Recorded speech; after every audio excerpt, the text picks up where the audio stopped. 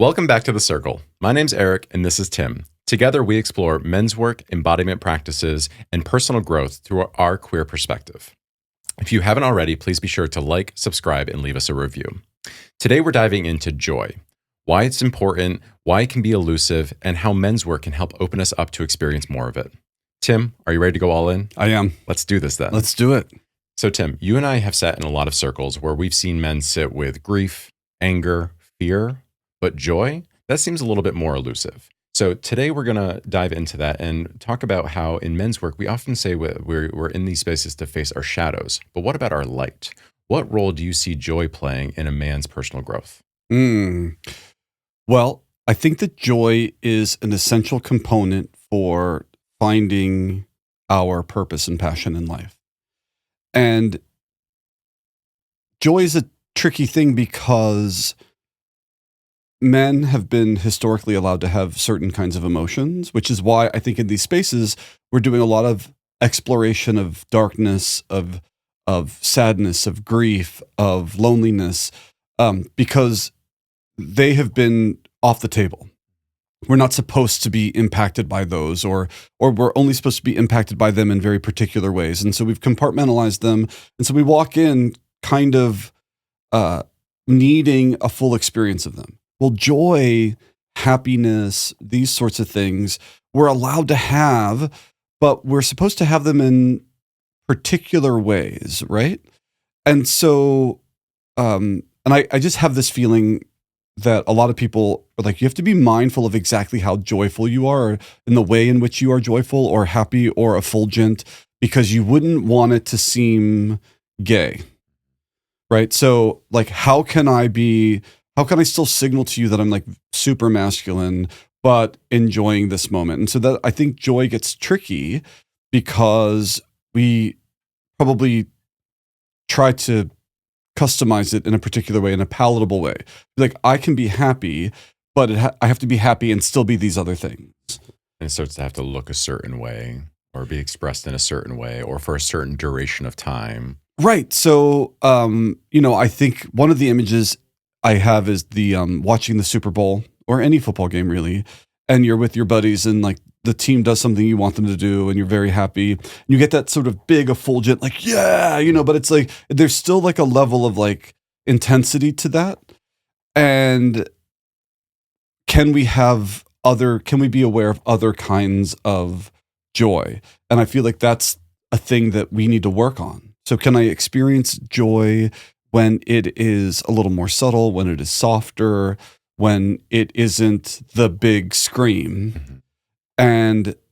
And only when we can start to feel that experience and start to recognize it regularly will we start to understand the things about in our life that we're passionate about and that lead us to our purpose. Because joy, the way that I describe it, are like little breadcrumbs from Hansel and Gretel, mm-hmm. right?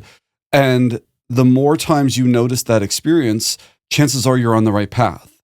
And if you're on a path where you only got a few breadcrumbs or no breadcrumbs, well, that should probably indicate something to you.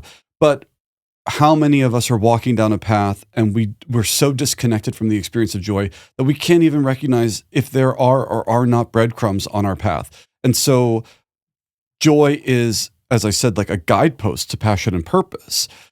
But we need to be able to experience it and recognize that experience in order to utilize that guidepost. Yeah. So what I'm hearing is it sounds like joy is more of an embodied experience than it is necessarily an emotion. So like I'm just trying to rationalize this for myself, right? Like joy and happiness in my brain could be synonyms. But what I'm hearing is that joy is more embodied, right? It's more of that like how does it like feel in my body and the recognition of it, and how does that like full rapture of energy feel? And so can we unpack that a little bit more and talk about how joy might show up in the body? Yeah, I mean, I can talk to you about how I think it shows up in my body. And I should say, just going back, I did a little research. And so there is a distinction between joy and happiness, but there's a lot of disagreement about precisely what that distinction is.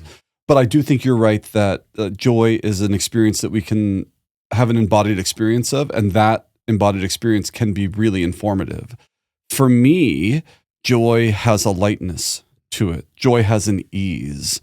It is a steady, calm, easiness to it. It isn't exactly excitement, although excitement can be. So the thing about, emotions or these experiences is they can be like crossover. So I can be joyful and excited. I can, joyful and a lot of things, joyful and, quietly content or, Yeah, we can hold two things at once. yeah. But so the feeling of joy for me feels like it's lightness and ease. Whereas like anxiety feels like tension and holding, or anger feels like heat. Um, but I imagine, for every person listening to this, there might be a slightly different experience of joy, depending on who they are, how they are, their constitution and their upbringing and, their experiences. Yeah, because my experience of joy is more of like a full body radiance. Like I don't feel it in any one particular place. It's like my entire body is just like fully online. Well, so you talked about this last night in the circle because I told you that Ego Eradicator, an embodiment practice for those of you who are new to this, it's an embodiment practice, is sometimes also referred to as radiance charger, which is like in the Kundalini yoga tradition, and it's a more trauma informed way of discussing it. And you really like that. So when you said you were feeling your radiance, can you try to go inward and talk about that from the felt sense perspective? What does that mean to you? Yeah, the radiance of joy to me was this full body experience where it just like lit me up, lit up every inch of my body inside and out. Like there wasn't a single place of darkness. It was just like a full body, and it really brought me into the moment. And as I studied my own reaction and my own experience of joy, I really started to understand that for me, joy is when I'm fully present, where there is nothing else that matters in this life except for right here, right now. So if it's doing something with somebody or but by myself or in a group, if the rest of the world melts away, I'm in a state of joy. Well, I'm really glad that you said that, because I was, as you know, re-listening or rereading The Velvet Rage, and he mentions this: we cannot recognize our joy if we're not present. So this idea that joy is an experience that's happening in the present, and if we are not present because we are thinking, forecasting into the future or ruminating about the past, it might become invisible to us. And so why is embodiment such an important practice for men, especially if they're looking for joy in the pursuit of their purpose and passion? Although, to be clear, joy, like looking for joy, is a valid pursuit in and of itself. We're not going to be able to do that if we don't know how to be present. And embodiment helps us to be present. Practice being present. And it's something that like I found really interesting, was that like I can practice at joy, just like I can practice with my edges of sadness, anger, grief, and frustrations, right? Like I hadn't really considered like how I could incorporate embodiment practices in a cultivation of that. I like I said earlier, like I think that I've really come to learn of or see men's work as a way to like explore my shadow, and now starting to see it as a way to like really also dive into my light. Right. And that, I hope, is a big takeaway from the last two circles here in Provincetown, this idea that joy is a thing that we can practice. And as I mentioned in the circles, the yogis knew this for a long time. And so in the Yoga Sutras, there are very few mentions of the practice of asana meaning seat or connection to the earth, but frequently associated solely with the practices of physical postures and shapes of the body. There are very little mentions of it because yoga is so gigantic, but this one mention, sthira sukham asanam, the connection to the earth should be steady and joyful. And it's an indication that we aren't doing them. So this is the thing about joy. We're like, we can't walk around the world sort of hoping joy hits us. We can instead practice working with joy. And that's what the yogis knew. So when I'm doing my asana practice, yes, I can be very serious and spiritual. Lots of people kind of go to that place. You could also practice being joyful. Can you make this posture a joyful posture? Can you bring joy into a posture that is otherwise really challenging, in the same way that we would do with steadiness. So I'm in a balancing posture and I'm struggling to keep my balance and I'm like practicing with steadiness. Can I do it? And then, but the thing is, it's like, but if I fall out of my tree pose, this is why I say in my yoga classes, if you fall out of a pose, you've got to smile. I smile a lot, y'all. If I fall out of tree pose where I was practicing steadiness, can I now practice joy? In the same way that I would practice joy if I found that tree pose and was like, oh, we've all had that moment. Nailed it. Oh, I'm nailing this. I like, this is impressive. I feel incredible. And I've done that. Like, I didn't know my body could move like that or like hold this position. Like I'm now celebrating myself. And I mean, I remember one time I was demonstrating a handstand at Jivamukti Yoga because it was like the peak pose for, and I popped up and like, this has almost never happened to me, but I'm like, I popped right into this balance. I'm like, oh, I could hang out here for 10 or 15 breaths. I don't know how I did it. Of course, I was teaching, so I did not have that luxury. I had to come down. But I had a moment of like, oh, that was really fun and joyful. Now, can I practice joy when I don't have that experience? I hope so, because that's the experience I'm almost always having.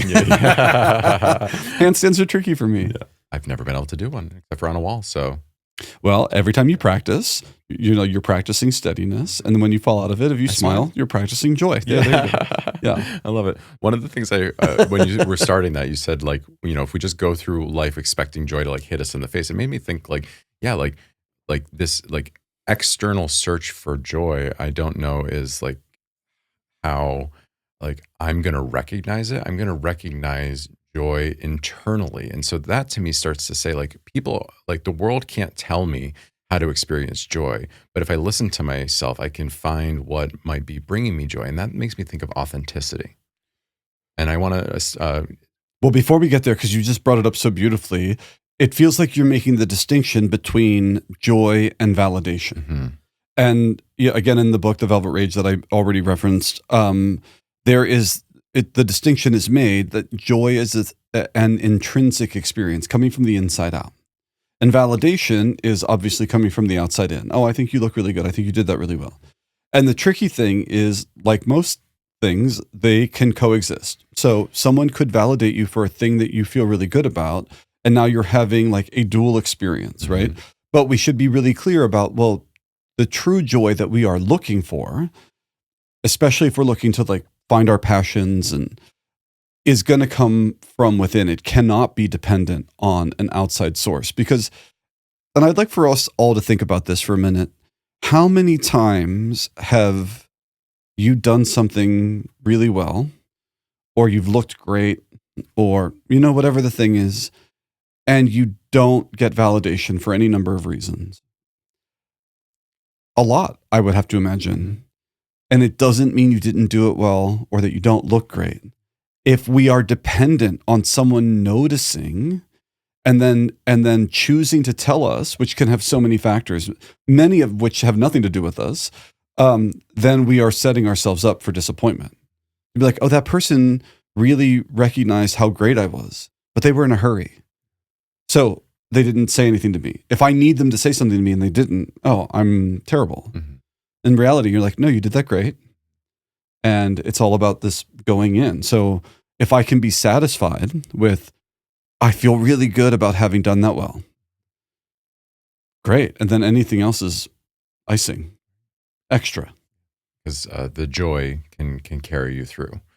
If it's connected to joy, if the thing that you accomplished or the outfit that you put on or however it is that you are like moving through the world, expressing yourself, connecting to your authenticity, if it is authentic to you, yeah, you don't need that validation. I don't need that validation. Sometimes I crave it. There's no doubt about that. But that also like is a study and a practice for me to be like, oh, like then like that thing that I did, right? Was it really the thing that was bringing me joy? Or maybe I was doing it for some other alternative reason or purpose. Well, and I mean, we are social beings, so we are allowed to want to understand how we coexist with other beings, especially if they matter to us. But right, I'm thinking now of an example. I think it was yesterday where I was going about my day. I think it was kind of busy, and I wanted to do a practice I wanted to do a practice because I knew I would feel better if I did it. And so I did one. It was like a 30-minute Kundalini yoga practice. And I did it because of how the feeling I cultivated within me from the inside out. Until this moment, or maybe I mentioned it to you, I don't remember. But until this moment, like most of the world did not know I was doing it. And so there was no one who was going to be like, you did a really great job, or you're so disciplined, or any of that. It was, I'm doing it because I know how I will feel when I'm done. And that feeling is worth doing the thing. Connecting to that, I think, is really powerful. If it required someone else to pat me on the back, then I never would have done it, because no one was going to come and sit in my living room and watch me for 30 minutes. Mm-hmm. Although I would argue, I mean, some people I did a really good job. No, I'm kidding. I'm kidding. And I'm hearing that like you tapped into something, you were able to like listen to yourself and say like, what am I wanting in the moment? What am I needing in the moment? And then being able to recognize like, oh, I want to do a practice and I want to do this specific practice, and like coming out of that at the end of it and recognizing that it brought joy is what it sounded like, or it brought like some sort of contentment, fulfillment, that it was connected to your truth, right? And the intrinsic experience. Can I start to look inward and notice, before I start to look outward, can I look inward? How do I feel? How do I feel when I do this? And I think we should all make that the measure. How do I feel when I do this activity or that activity?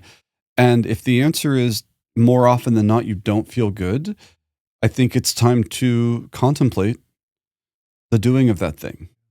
I want to go back to how we can have some of us have had experiences where our joy has been policed, right? Or our expressions of joy have been ridiculed or shamed in some sort of way. So I think about certain expressions of joy, laughing joyfully, dancing joyfully, singing joyfully, like some different expressions of joy that to some are really comfortable to do by themselves, right? Like, if somebody's got music on, like I tend to do this a lot. Like if I'm by myself and I have music on, like I'll sing and I'll dance and I'll like do all that stuff. And I like feel present. I'm in the moment. I'm feeling joy.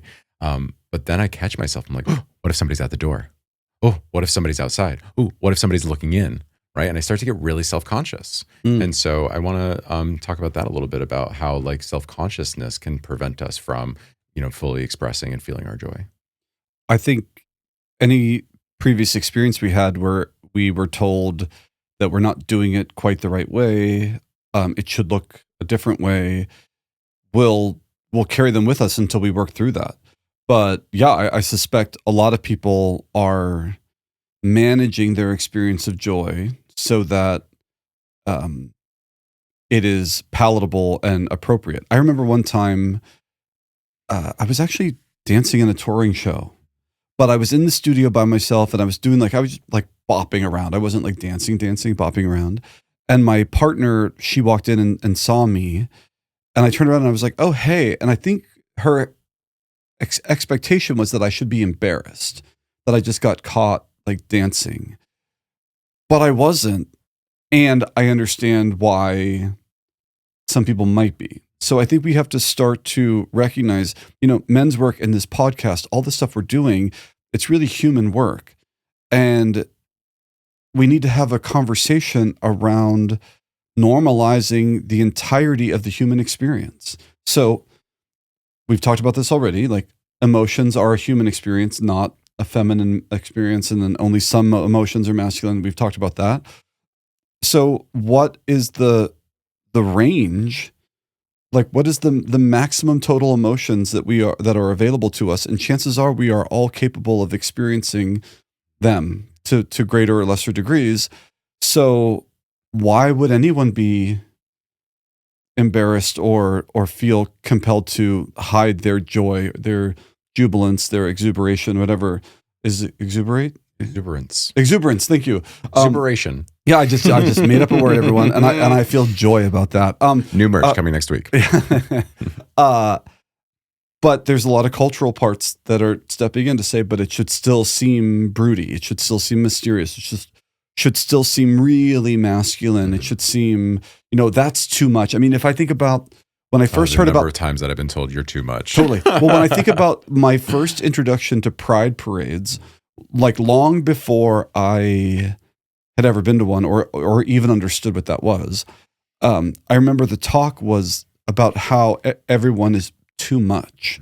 It's too big. It's too loud. It's too colorful. It's too, and then fill in the blank. And why? Why are we afraid of joy, big expressions of happiness? Why do they have to look a particular way? Why can I scream at the Super Bowl when my team gets a touchdown, but I can't be equally happy in a different situation or context?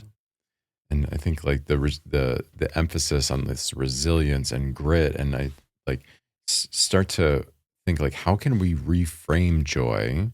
Just like we've reframed vulnerability as a strength, like how can we reframe joy also as a strength, and nurturing that like we're not just in practice in a chi generator to like hold a disciplined pose and be like, oh, I'm super serious right now. Like, how can we also say like, yeah, that is a certain type of strength, also strength in expressing myself and being joyful. Yeah, I think we have to give ourselves the permission to play with it. I can't tell you how many times I've been in men's circles and one of two or the only queer gay person in the room. And I get to the moment when we're going to do like eye gazing chi generator. And, the man in front of me wants to like snarl and growl and, which is, by the way, totally welcome, totally valid, and also available to me. And I'm just not in that place. And I start smiling at him. And it's like, right, I can engage the same thing differently. They're both fine. And good thing about these men's workspaces and spaces where conscious people are doing conscious work is it is accepted. But there are still moments where I'll see a flash of, oh, you thought I was going to meet you with an intensity of one kind, and I'm meeting you with a different kind. Mm-hmm. So I think that we do it by playing with it, by talking about it, and by continue to bring it. I mean, you at the retreat, you and your partner Mikey, your practice you were offering was one I had never seen before, and it was unapologetically like love, joy, community based.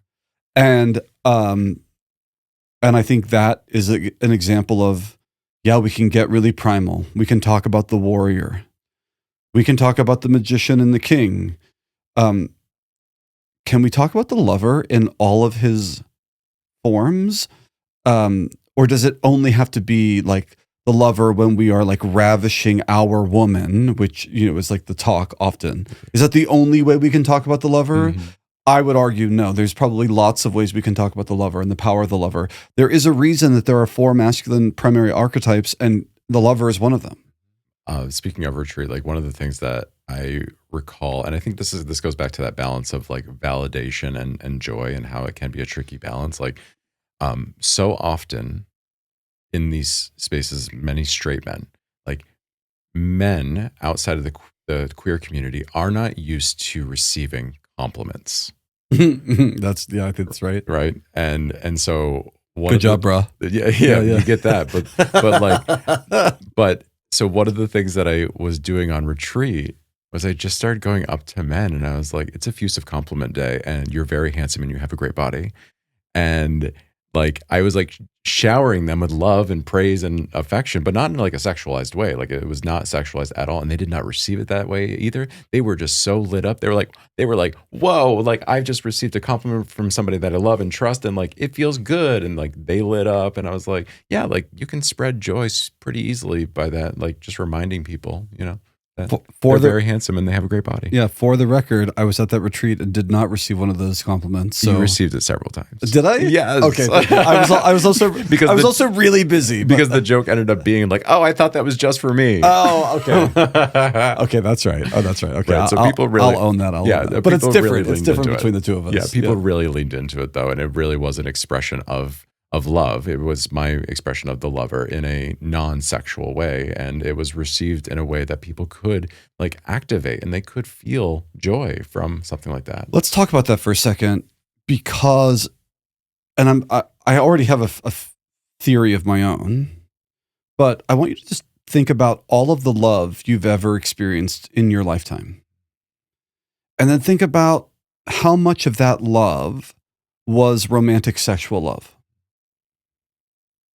And when we think of it, that I'm going to have to assume less than 50%, right? Because we've loved our families and our friends and our teachers and, our communities and we've loved geographic locations and we've loved experiences, and so the idea that we're going to talk about this experience as if it can only be this one thing for it to be like acceptable, like a man can only experience like the lover archetype or love when he's ravishing his woman, like, or like occasionally when he's caring for his children. You're like, well, what about his buddy? Yeah, that he would go to the ends of the earth for. Can they tell each other that they love each other? Can we take this stigma away of, oh, maybe that means this about you or that about you because we're so afraid of that, and instead, no, I'm a human being capable of loving. Love is good for everyone. Let's do more of that. In all the ways. Yeah. So joy. Joy is a way to connect to our purpose. It's a way to connect with other people. It's a way to show a piece of ourselves that is as important and as valid as all the other stuff we have to do. We still have to work on our shadows and figure out where our triggers and our edges are. We still have to, be honest with ourselves about our shortcomings or our weaknesses and think about ways to, fortify all aspects of ourselves. But chances are we're not going to be very successful if we don't ever allow ourselves the experience of joy. So for those that are a little uncomfortable with expressions of joy, I want to ask you like what practices, but I also want to give like a spoiler, right? Mm-hmm. Because like last night, Tim led the embodiment circle and we were doing a big physical exercise. And then we went into stillness. Tim invited us into like any expression that was wanting to come. And he had on a really great song that was a fun beat. And the invitation silently was like, if you want to dance, dance. Right. And like it was after, a big movement practice where it's hard to like, for me anyway, it's hard to like just come to full stillness. And so that practice was a way, from my perspective, to help men who may be a little uncomfortable with expressions of joy, like dance, to kind of bridge that gap. So I want to just pass it over to you now, and like other ways that men, if they are feeling uncomfortable with any sort of expression, how they can maybe take some baby steps. Well, okay, baby steps. I'm going to say the opposite of a baby step, which is sometimes you have to give like that fake it till you make it. You have to give yourself permission to be really big. So, in acting and in theater, it'll often say, it's better to be bigger and have the director pull you back than for you to be too small and them have to like pull it out of you.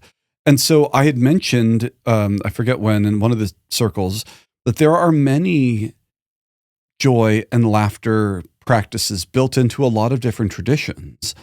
And it just demonstrates the necessity for sometimes like, oh, we all need permission to practice this, and we can come into a very exaggerated form of it. Because in so doing, then I start to get a sense of like where the edges of this experience are for me and where I tend to gravitate most naturally.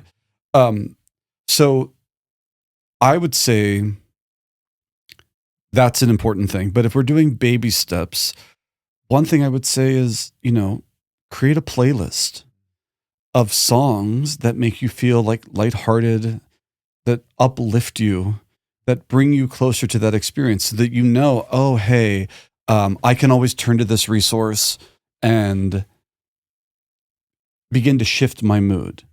I would say, if you can, journal when you notice.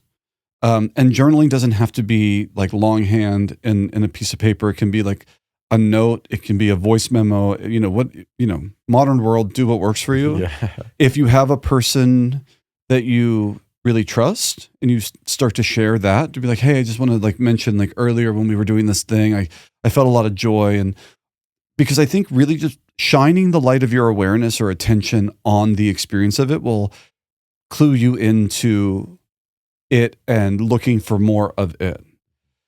So that's where I would say start. I think like something that I've struggled with is recognizing the things that I can do by and for myself that can light me up and radiate me, versus the things that I do for others, because I'm a caregiver. I like to give a lot of love. I like to share where I can. I like to share my wealth. I like to share my space. I love to share like my food, like whatever it is that I have, I want to be able to give to others. But that, that lights me up and that brings me a lot of joy, but that is reliant on the other. And it's not that I have people over for soup on Tuesday nights, and like, I don't need a compliment, right, for the soup that I'm serving. Yeah, it feels good.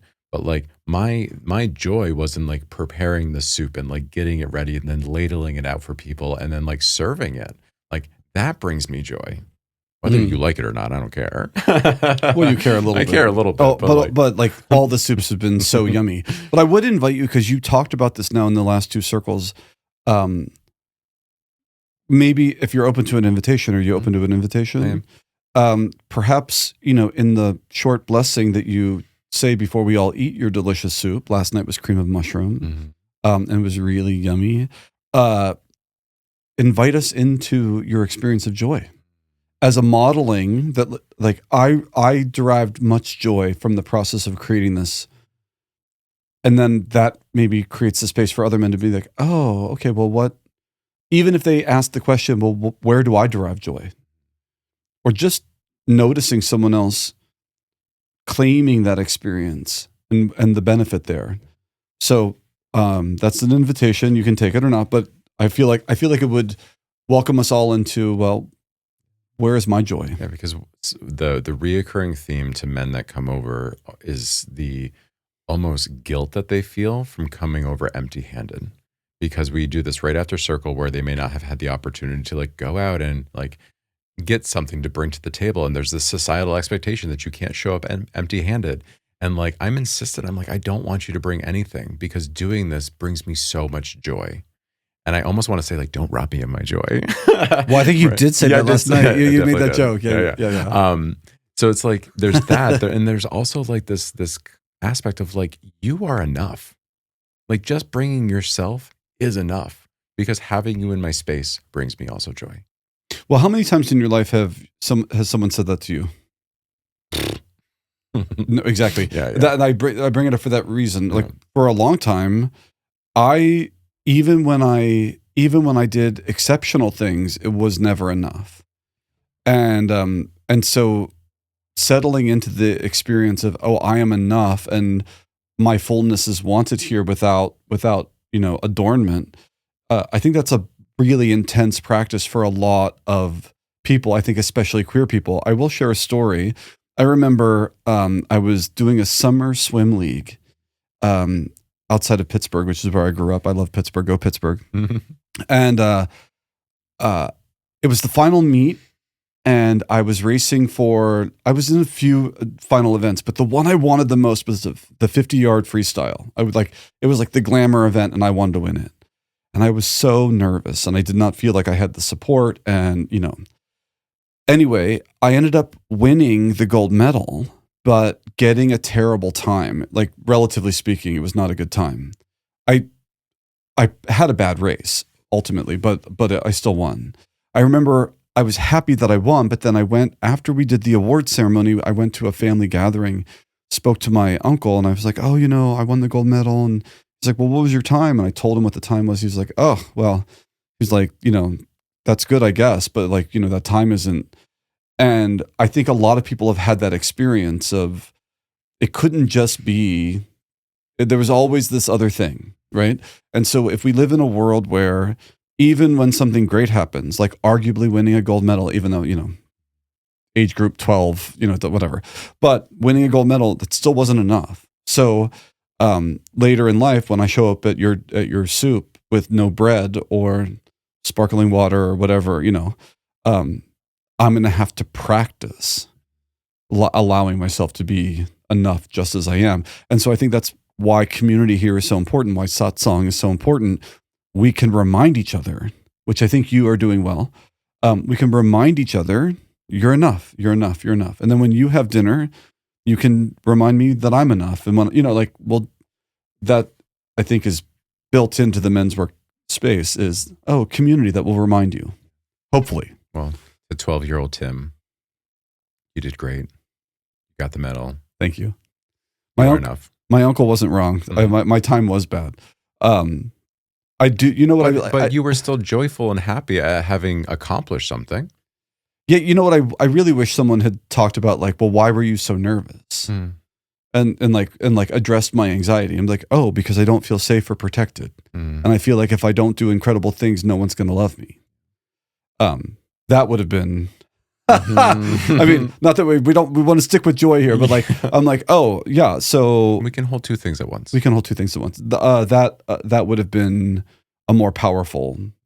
Yeah. I'm terrified because no one here has made me feel like I'm enough. I always have to be like overperforming. And that was a great lesson to be like, even the gold medal isn't really enough. It has to be the gold medal and a personal best or a pool record or, and you're like, okay, well, if that's my standard, then it's going to be increasingly challenging for me to ever have this experience as I keep raising the bar.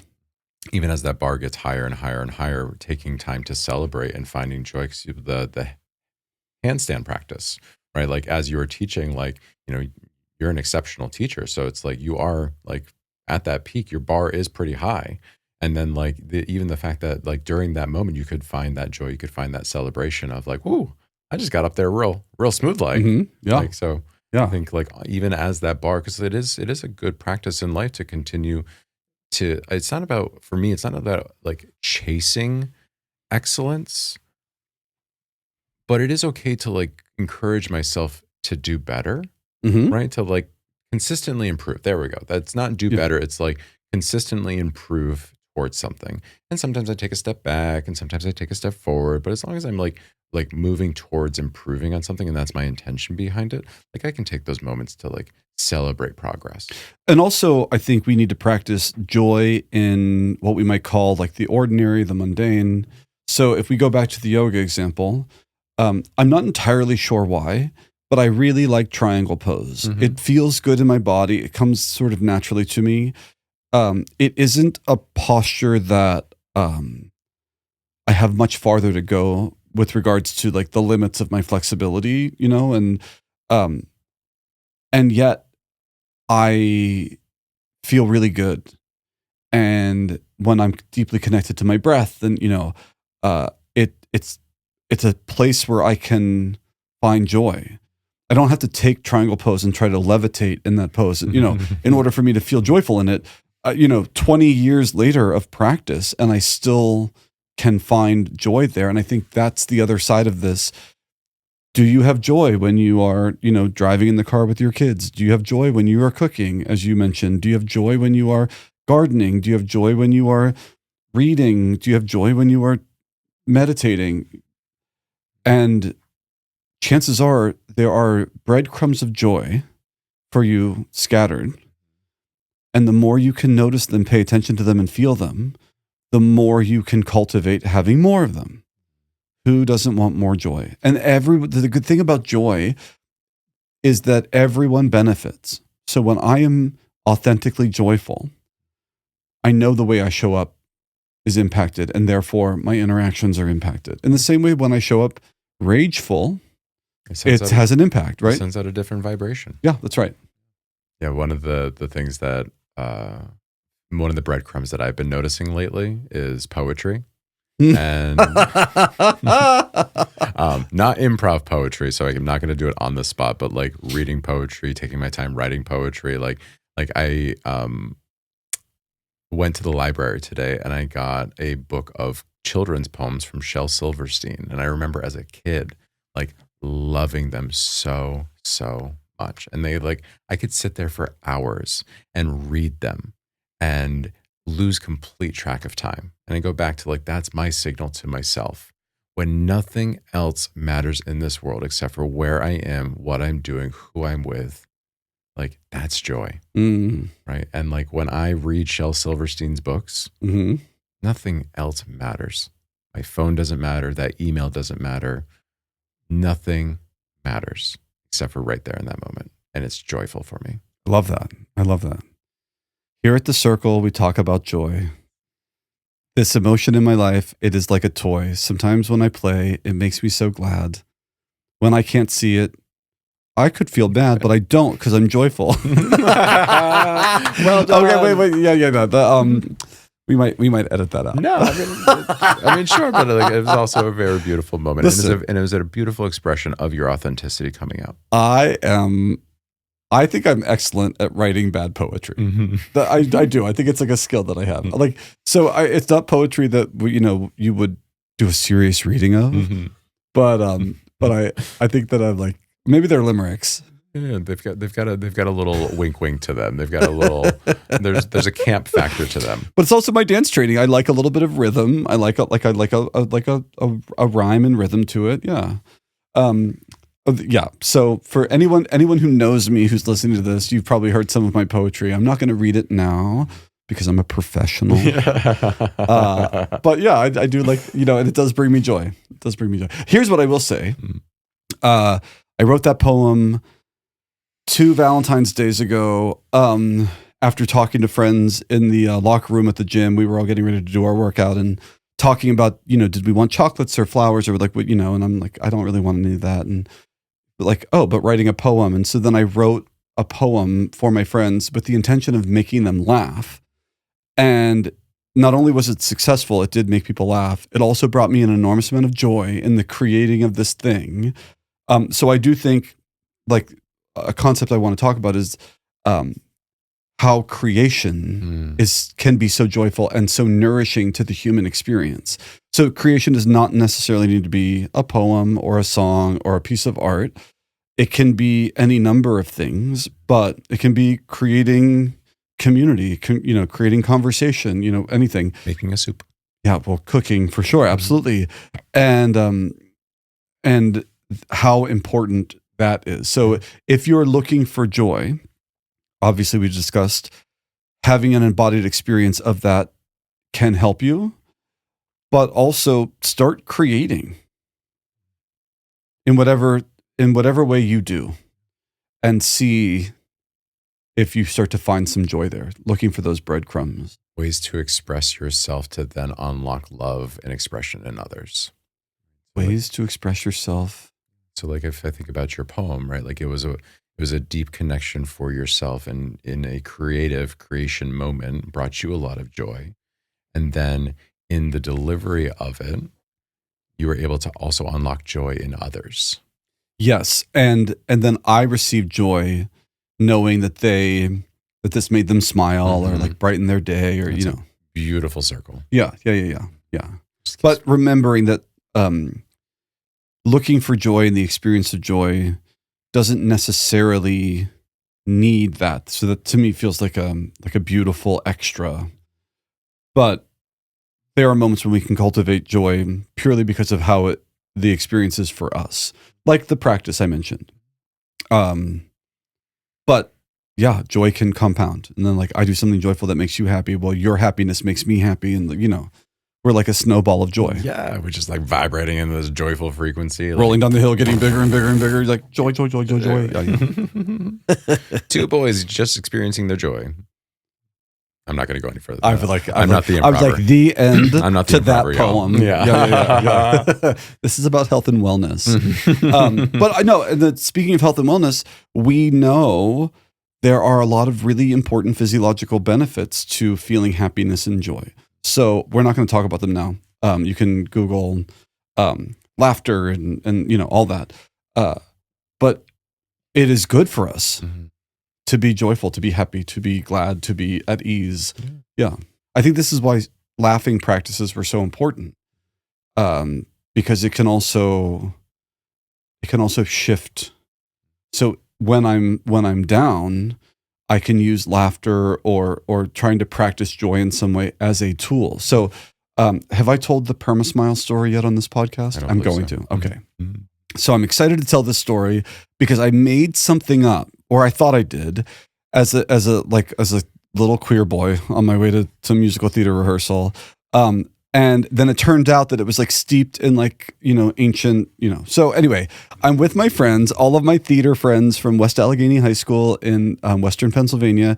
We were on our way downtown because we were doing a community theater production of Jesus Christ Superstar. Mm-hmm. So we felt like big deals because, we were doing the High School Musical, which was also really excellent. But you're like, okay, well, this is community theater, like the next step up. And anyway, and my high school had an enormous amount of talent in it. Now, I imagine a lot of people say that, but I really mean it. People who have gone on to be opera singers and, whatever. And anyway, so I'm in the car with four or five other people, all of whom are like very talented in whatever way they're talented. And this one girl, Bianca, she was physically beautiful and had an incredible voice and singing talent. And she was so cranky. Something had happened. She was legitimately like not feeling happy. And I remember saying, well, you have to PermaSmile. And she's like, what's PermaSmile? I'm like, you have to put the biggest smile on your face that you can. And you have to hold it for a minute. And I'm just making this up. But and so she put she's like, I don't want to do that. I'm like, you got to do it. And then she did sort of halfway. I'm like, no. I'm like, you have to do the biggest smile. So if you're seeing me a really big smile, Mm-hmm. Now, if you and I were to do it, maybe we should do it. That's how we're going to close today. No, we have time actually. Should I set a timer? Yeah, let's do it. Okay. So for all of you listening, you're more than welcome to join us as long as you're not driving. Or even I if you are driving. I think you can do this when you're driving. It's just a smile. Okay, we're gonna try. Okay, let's just do for the podcast. Let's do 30 seconds. Okay, 30 seconds of PermaSmile, and just no. You and I were already a little bit happy. Yeah. But imagine if you're I'm grumpy. Okay, I had a bad day. I can tap into it. I'm a bad grumpy day. And now we're just gonna PermaSmile. So 3, 2, 1, and go. Okay, so it doesn't usually happen.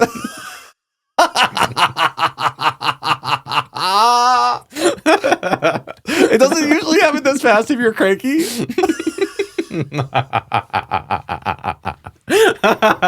doesn't usually happen. Okay. That was 20. Keep it going. That was 24 seconds. We got our point is made. Now, if we were cranky, it might have taken a little while longer. But I've never watched a person willing to do that practice that doesn't ultimately end up giggling or laughing by the end of it. And who would have known that that I was tapping in? Oh, I will say this. I then heard this teaching from Daichin Thurman, an advanced certified Jivamukti yoga teacher in, I forget, the early aughts, who said, it is said that the yoga teachings and practices will emerge spontaneously when needed. And when I heard that teaching, I remember I thought back to that moment where I thought, I don't know where I got the idea to PermaSmile, but I was essentially doing one of either yogic or Kabbalistic laughing practice. And it worked. Mm-hmm. So the takeaway from this episode is PermaSmile. And maybe now that we're doing these series of little practices, maybe we'll just do one where we just PermaSmile. Smile 3 coming at you soon. Listen, it works. It does. It works. Tell us a little bit about your experience of PermaSmiling. I'm continuously smiling. I'm I can still feel I just naturally want to get into a smile. I see a smile on your face. Yeah, it's just there. After just smiling for 30 seconds, I'm can I ever remove this smile from my face? Am I ever going to be grumpy again? Yeah. Well, when you are inevitably grumpy again, PermaSmile. Well, also acknowledging that I'm grumpy. I also don't like to gaslight myself out of my emotions. No, you get to experience what's real. So I think we should sort of conclude our episode today then with a brief conversation of the moment we're in right now. We're in a moment when there's not a lot of great news, specifically if you are a queer person, even more specifically if you are a trans person or a trans person of color. Like there are a lot of headlines and legislation and things that are occurring that are not good. And as you rightly said, it isn't our job or even very helpful to ignore the authentic experience that we're having. So we are allowed to be disappointed, angry, any number of things. But we're going to want to channel those emotions in a conscious way in the direction of solution and support. But we also need to make sure that we don't get so mired in the overwhelm and the anger and the frustration that it starts to have a deteriorating effect to our own well-being, mental, physical, spiritual, energetic, all of that. And so can we create spaces where we can tap into joy even when it feels like the world is crumbling around us? What would you say about the importance of joy in this moment, political moment? It can feel elusive, that it can feel distant, can feel forced. And that's the invitation. Like, even in the darkness, like, can you shine a little light? And even if that's just like raising the corners of your mouth just a little bit to see how it feels. And like, as somebody that's on antidepressants right now, like, I understand, like, it can be a big ask to like smile. I get it. What is that quote? Ours is not to curse the darkness, but to be the light. Beautiful. That is an inaccurate, but famous quote from, I think, a former president. But I like the idea of there's a lot of darkness and we're welcome to scream at the darkness if we want. Absolutely. But the way we transform that is to become the light in the darkness. That's it. Yeah. And so practicing joy can help that. And like the perma-smile example, which I definitely recommend, will feel forced at first. I never smile that big. It's not the way, it's not, and allowing ourselves that too, to be like, just in the same way that you go to the gym and do things that you wouldn't probably do in everyday life, like at the grocery store, you start doing them at the gym. Same idea. We're going to emotionally practice. We're going to do this thing. And then we're going to take our anger or whatever else, and we're going to direct it in a conscious way. And we're going to change the world one day at a time. Fuck yeah. Yeah. All right. Well, thank you for being with me in this conversation. I feel still just a nice glow to my cheeks, and my cheeks are just like shining. I just feel very joyful right now. So with that, I feel complete. How do you feel? I also feel complete. I feel complete and joyful. Yay. Yeah. Will you take us out, please? I will. Let's close our eyes unless you're driving. Take a deep inhale through the nose. Gentle exhale through the mouth. And in this moment, we come with appreciation and gratitude for the sacred space, any insights or awarenesses we may have gained. And as we leave here now, I wish everyone safety, community, love. And with these words, our container is open but not broken. Aho. Aho.